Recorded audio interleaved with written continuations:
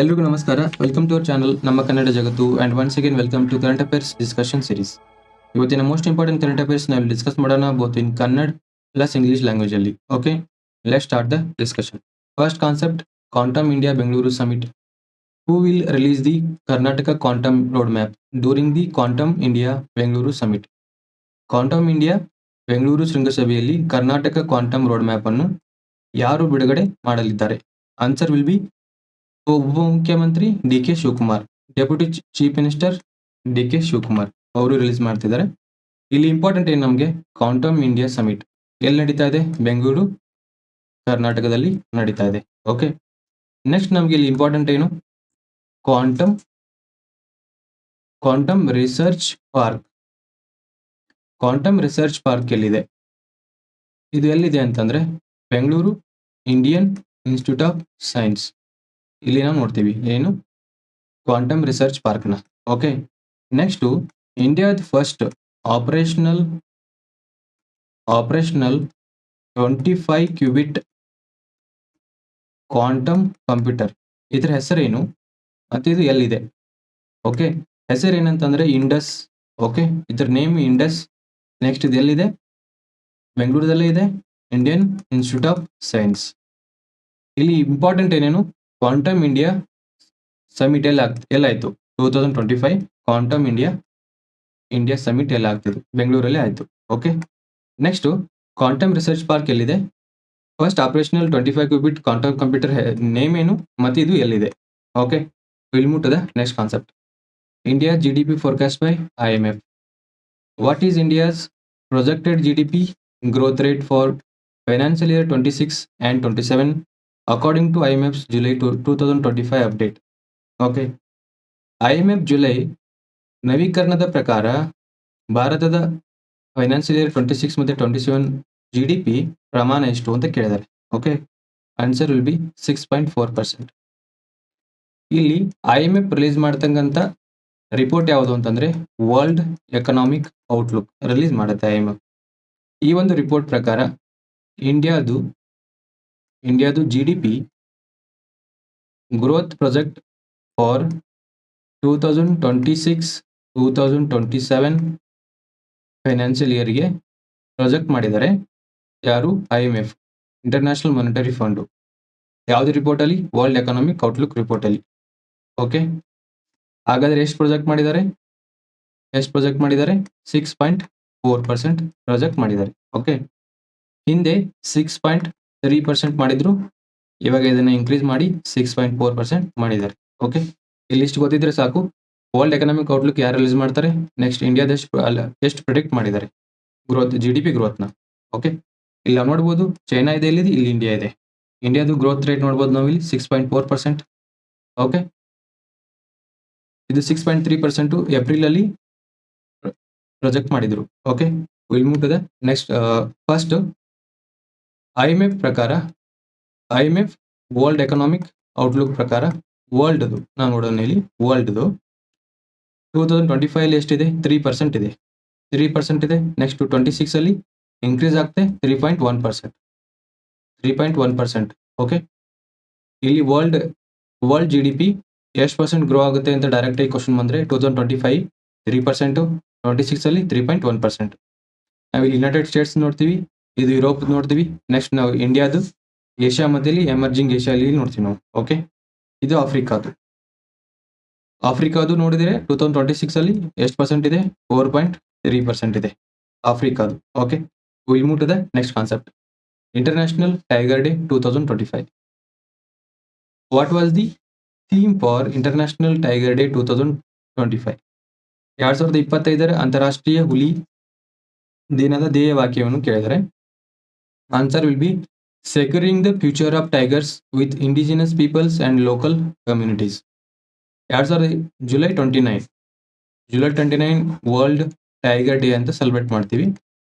So ಈ ಒಂದು 2025 theme ಇದು. ಓಕೆ, ಥೀಮ್ ಸ್ಥಳೀಯ ಜನರು ಮತ್ತು ಸ್ಥಳೀಯ ಸಮುದಾಯಗಳೊಂದಿಗೆ ಹುಲಿಗಳ ಭವಿಷ್ಯವನ್ನು ಸುರಕ್ಷಿತಗೊಳಿಸುವುದು. ಓಕೆ, ಜುಲೈ 29 ಇಲ್ಲಿ ಏನಾಗುತ್ತೆ, 2010ರಲ್ಲಿ Saint Petersburg Saint Petersburg summit ನಡೆಯುತ್ತೆ, ರಷ್ಯಾದಲ್ಲಿ ನಡೆಯುತ್ತೆ. ಇಲ್ಲೇನು ಒಂದು ವರದಿಗೆ ಬರ್ತಾರೆ, ಏನೋ ಒಂದು ಕನ್ಕ್ಲೂಷನ್ ಬರ್ತಾರೆ ಅಂತಂದ್ರೆ 2022ಗೆ ಟೈಗರ್ಸ್ ಪಾಪ್ಯುಲೇಷನ್ ಇದೆಯಲ್ಲ ಅದನ್ನ ಏನ್ ಮಾಡಬೇಕು, ಡಬಲ್ ಮಾಡಬೇಕು ಅಂತ ಏನು ಇಲ್ಲಿ ಒಂದು ಅಗ್ರಿಮೆಂಟ್ ಮಾಡ್ಕೊಳ್ತಾರೆ. ಓಕೆ, ಸೇಂಟ್ ಪೀಟರ್ಸ್ಬರ್ಗ್ ಸಮಿಟ್ ರಷ್ಯಾದಲ್ಲಿ. ಸೊ ಅವಾಗಿಂದ ಏನ್ ಮಾಡ್ತಾರೆ, international tiger day July 29 celebrate ಮಾಡ್ತಾ ಇದ್ದಾರೆ. ಓಕೆ, ಈಗ ಇಂಡಿಯಾ ತಗೊಂಡಾಗ ಆಸ್ ಆಫ್ 2025 ಇಂಡಿಯಾ ತಗೊಂಡ್ರೆ ಇಂಡಿಯಾದಲ್ಲಿ ಅರೌಂಡ್ 3600 ಟೈಗರ್ಸ್ ನೋಡ್ತೀವಿ. ಇದು ಗ್ಲೋಬಲ್ ಅಲ್ಲಿ 75%, ಗ್ಲೋಬಲ್ ಅಲ್ಲಿ ಎಷ್ಟು ಟೈಗರ್ಸ್ ಇದಾವೆ ಅದರಲ್ಲಿ 75% ಇಂಡಿಯಾದಲ್ಲಿ ನೋಡ್ತೀವಿ ನಾವು. ಓಕೆ, ಅದರಲ್ಲಿ ಕೂಡ ಮಧ್ಯಪ್ರದೇಶ ಏನಿದೆ ಟಾಪ್ ಅಲ್ಲಿ ಇದೆ, ಮಧ್ಯಪ್ರದೇಶ ಫಸ್ಟ್ ಪ್ಲೇಸ್ ಅಲ್ಲಿ ಇದೆ. ಓಕೆ, ಹಾಗಾದ್ರೆ 3600 ಇದಾವೆ. ಸುಮಾರು ಒಂದು 50 to 60 ಇಯರ್ಸ್ ಬ್ಯಾಕ್ ನಾವು ನೋಡ್ತಾ ಇದ್ವಿ 1 ಲಕ್ಷ ಟೈಗರ್ಸ್ ಇದ್ವು. ಬಟ್ ಇವಾಗ ಡಿಕ್ಲೈನ್ ಆಗಿ ಅರೌಂಡ್ 3000 ಹೋಗ್ಬಿಟ್ಟಿದ್ವು. ಯಾವಾಗ 2010 ಅಲ್ಲಿ. ಈ ಒಂದು ಕಂಟಿನ್ಯೂಸ್ ಎಫರ್ಟ್ ಮತ್ತೆ ಪ್ರೊಟೆಕ್ಷನ್ ಇಂದ ಟೈಗರ್ಸ್ ಪಾಪ್ಯುಲೇಷನ್ ಏನಾಗಿದೆ ಇವಾಗ ಇತ್ತೀಚೆಗೆ ಇನ್ಕ್ರೀಸ್ ಆಗ್ತಾ ಇದೆ. Okay, will move to the next concept, Pralay missile. What is the maximum speed that Pralay missile reaches during the terminal phase? ಅಂತಿಮ ಹಂತದಲ್ಲಿ ಪ್ರಳಯ ಕ್ಷಿಪಣಿಯ ಗರಿಷ್ಠ ವೇಗ ಎಷ್ಟು? Answer will be Mach 6.1.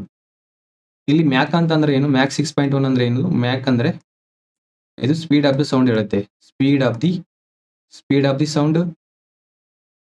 Sound ಎಷ್ಟಿರುತ್ತೆ? ಇದು around nearly 330 meter per second. Okay, ಹಾಗಾದ್ರೆ Mach 6.1 ಅಂತಂದ್ರೆ 6.1 ಇಂಟು ಸ್ಪೀಡ್ ಆಫ್ ಸೌಂಡ್. ಇದು ಸೌಂಡ್ ಇರುತ್ತೆ. ಪ್ರಳಯ ಮಿಸೈಲ್ ಬಗ್ಗೆ ನೋಡ್ಬೇಕಂದ್ರೆ ನಾವಿಲ್ಲಿ developed by DRDO defence research and development organisation. Okay, ಇದೊಂದು ಸರ್ಫೇಸ್ ಟು ಸರ್ಫೇಸ್ ಮಿಸೈಲ್ ಅಂತ ಕರಿತೀವಿ, ಸರ್ಫೇಸ್ ಟು ಸರ್ಫೇಸ್ ಮಿಸೈಲ್. ಮತ್ತೆ ಇದು ಬ್ಯಾಲಿಸ್ಟಿಕ್ ಮಿಸೈಲ್. ಇದರ ರೇಂಜ್ ಎಷ್ಟು? 150 to ಅರೌಂಡ್ 500 ಕಿಲೋಮೀಟರ್ ಅಂತ ಹೇಳ್ತಾರೆ. ರೇಂಜ್ ಎಕ್ಸಾಕ್ಟ್ ಆಗಿ ರೇಂಜ್ ಗೊತ್ತಿಲ್ಲ, ಹಾಗಾದ್ರೆ ಎಕ್ಸಾಮ್ಗೆ ಬರೋದಿಲ್ಲ. ಇದು ಯಾವ ತರ ಮಿಸೈಲ್ ಅಂತ ಕೇಳ್ತಾರೆ, surface to surface ballistic missile ಅಂತ ಕೇಳ್ತಾರೆ. ಇದು ಎಕ್ಸಾಮ್ಗೆ ಬರ್ಬೋದು ಇದು. ಓಕೆ, ಇಲ್ಲಿ ಇಷ್ಟು ಗೊತ್ತಿದ್ರೆ ಸಾಕು. Will move to the next concept, Mera Gaon Meri Dharohar scheme. Okay, which organisation is implementing the Mera Gaon Meri Dharohar initiative?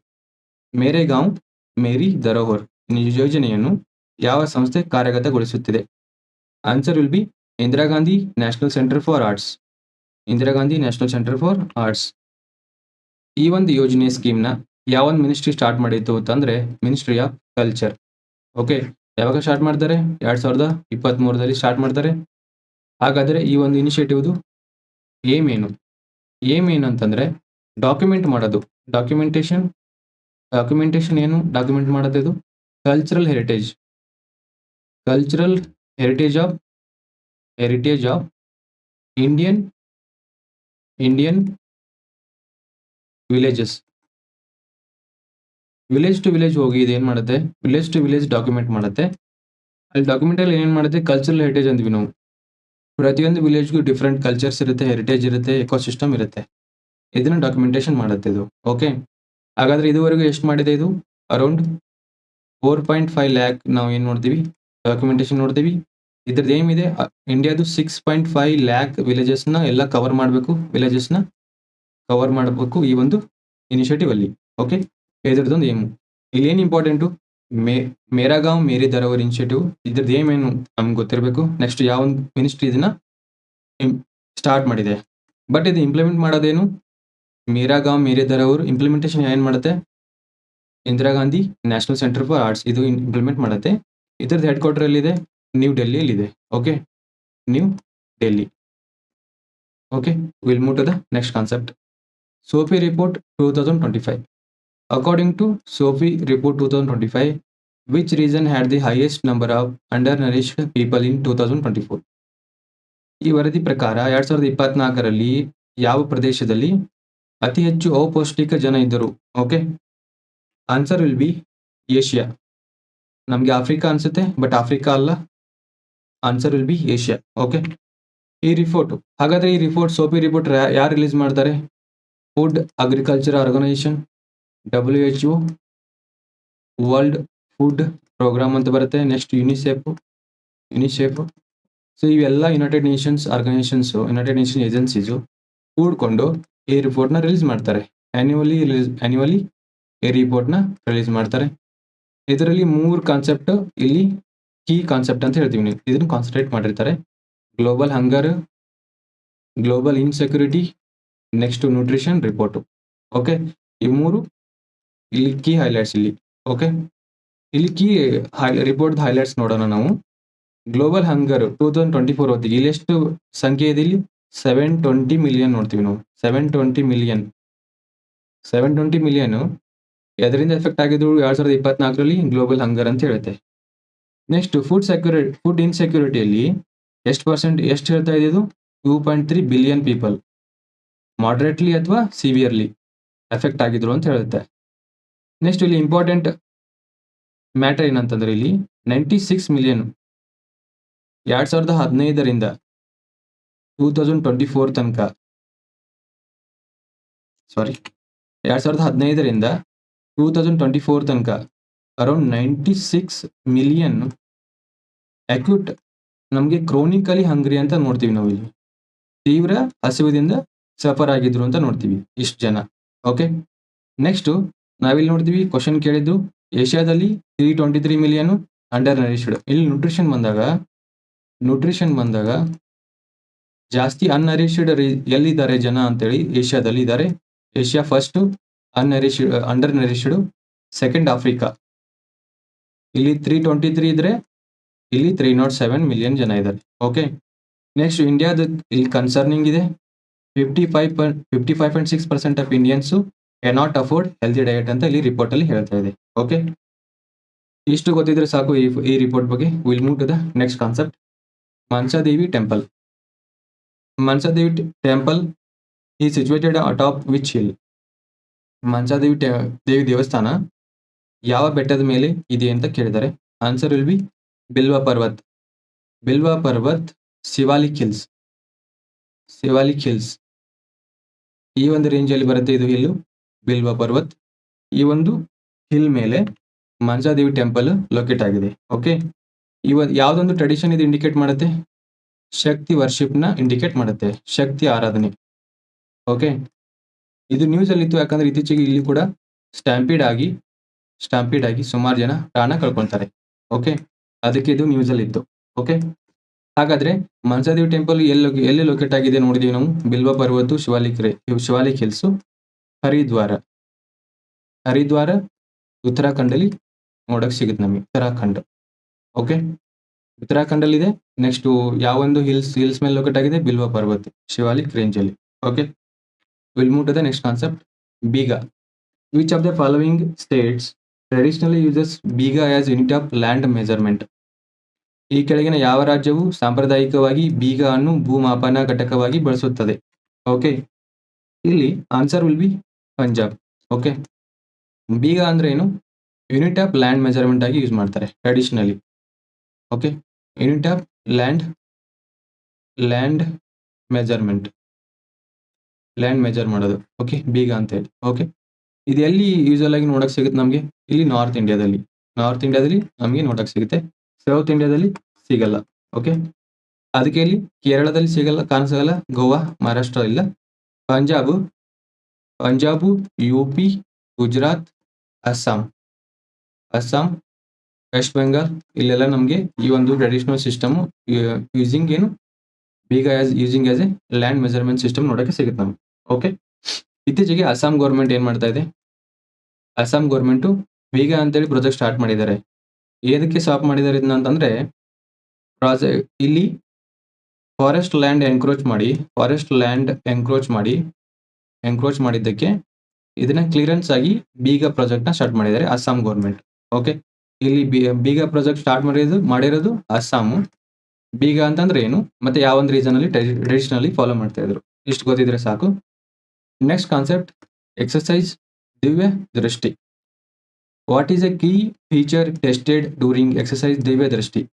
Okay, ದಿವ್ಯ ದೃಷ್ಟಿ ವ್ಯಾಯಾಮದ ಸಮಯದಲ್ಲಿ ಪರೀಕ್ಷಿಸಲಾದ ಪ್ರಮುಖ ಲಕ್ಷಣ ಯಾವುದು? ಓಕೆ, ಇಲ್ಲಿ ಏನಂದ್ರೆ ದಿವ್ಯ ದೃಷ್ಟಿ ಅಂತೇಳಿ ಇಂಡಿಯನ್ ಆರ್ಮಿ ಕಂಡಕ್ಟ್ ಮಾಡುತ್ತೆ. ಎಲ್ಲಿ ಕಂಡಕ್ಟ್ ಮಾಡಿದೆ ಇದನ್ನು? High high altitudes of Sikkim. ಇಲ್ಲಿ ಇಂಡಿಯನ್ ಆರ್ಮಿ ಏನು ಕಂಡಕ್ಟ್ ಮಾಡುತ್ತೆ, ದಿವ್ಯ ದೃಷ್ಟಿ ಅಂತ ಎಕ್ಸರ್ಸೈಸ್ ಕಂಡಕ್ಟ್ ಮಾಡುತ್ತೆ. ಹಾಗಾದ್ರೆ ಇದ್ರದ್ದು ಕೀ ಫೀಚರ್ ಏನಂತಂದ್ರೆ AI enabled sensor to shooter link. ಇದ್ರದ್ದು ಕೀ ಫೀಚರ್ AI ಸಕ್ರಿಯಗೊಳಿಸಿದ ಸಂವೇದಕದಿಂದ ಶೂಟರ್ ಲಿಂಕ್. ಇದೇನ್ ಮಾಡುತ್ತೆ, ಯೂಶುವಲಿ ಕಮಾಂಡ್ ಥಿಯೇಟರ್ ಇರುತ್ತೆ. ಇಲ್ಲಿಂದ ಸೋಲ್ಜರ್ ತನಕನು ಒಂದು AI enabled communication network communication build ಮಾಡುತ್ತೆ. ಇದು ಕಮ್ಯುನಿಕೇಶನ್ ಬಿಲ್ಡ್ ಮಾಡುತ್ತೆ. ಇಲ್ಲಿ ನೆನ್ಪಿಡ್ಬೇಕಾದ್ರೆ ಏನೇನು ಇಂಪಾರ್ಟೆಂಟ್ ಟಾಪಿಕ್ ಏನಂತಂದ್ರೆ ದಿವ್ಯ ದೃಷ್ಟಿ, ಇಂಡಿಯನ್ ಆರ್ಮಿ. ನೆಕ್ಸ್ಟ್ ಇದೊಂದು AI ಎನೇಬಲ್ಡ್ ಸಿಸ್ಟಮ್ನ ಇಲ್ಲಿ ಕ್ರಿಯೇಟ್ ಮಾಡಿದೆ. ಇದರಿಂದ ಏನೇನಾಗುತ್ತೆ ಅಂತಂದ್ರೆ ಅವೇರ್ನೆಸ್ ಬಿಲ್ಡ್ ಆಗುತ್ತೆ. ನೆಕ್ಸ್ಟ್ ರಿಯಲ್ ಟೈಮ್ ಸರ್ವಿಲೆನ್ಸ್ ಸಿಗುತ್ತೆ ನಮ್ಗೆ. ನೆಕ್ಸ್ಟ್ ಇದ್ರದ್ದು ಇಂಪಾರ್ಟೆಂಟ್ ಏನಂತಂದ್ರೆ ಇಲ್ಲಿ ಕ್ವಿಕ್ ಆಗಿ ಡಿಸಿಷನ್ ಮಾಡ್ಬೋದು ವಾರ್ ಟೈಮಲ್ಲಿ. ಓಕೆ, ಇಲ್ಲಿ ಇಂಪಾರ್ಟೆಂಟ್ ಏನು, ದಿವ್ಯ ದೃಷ್ಟಿನ ಯಾವ ಬಾಡಿ ಕಂಡಕ್ಟ್ ಮಾಡಿದೆ, ಇಂಡಿಯನ್ ಆರ್ಮಿ. ನೆಕ್ಸ್ಟ್ ದಿವ್ಯ ದೃಷ್ಟಿ ಎದಕ್ಕೆ ರಿಲೇಟೆಡ್ ಇದೆ, ಯಾವ ಒಂದು ರೀಸನ್ ಅಲ್ಲಿ ಇದನ್ನ ಟೆಸ್ಟ್ ಮಾಡಿದ್ರೆ. ಇದು ಜಾಸ್ತಿ ಏನು ಇಂಪಾರ್ಟೆಂಟ್ ಇಲ್ಲ. ಇದ್ರದ್ದು ಕೀ ಫೀಚರ್ ಏನು ಕೇಳ್ತಾರೆ, AI. ಇದ್ರ ಕೀ ಫೀಚರ್ ಏನು, AI artificial intelligence enabled sensor to shooter link.